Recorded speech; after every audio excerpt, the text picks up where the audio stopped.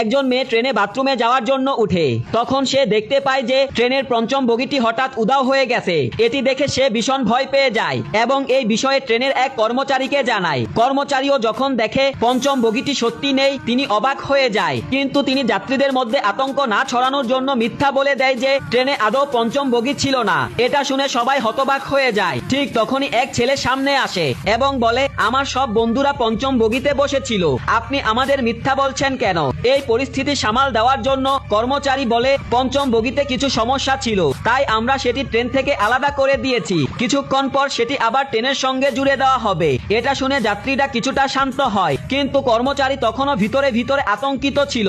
সে ভয়ে এই ঘটনার কথা ট্রেন ড্রাইভারকে জানায়। কিছুক্ষণ পর ট্রেন একটি টানেলের ভিতর প্রবেশ করে। তখন যাত্রীরা অদ্ভুত শব্দ শুনতে পায়। প্রথমে কেউ তেমন গুরুত্ব দেয় না, কিন্তু হঠাৎ করে ট্রেনে এক ছেলে অস্বাভাবিক আচরণ করতে শুরু করে। কিছুক্ষণ পর আবারও কিছু যাত্রী এমন অদ্ভুত আচরণ করতে থাকে, মনে হচ্ছিল যেন তাদের ভিতর কোনো ভূত ঢুকেছে।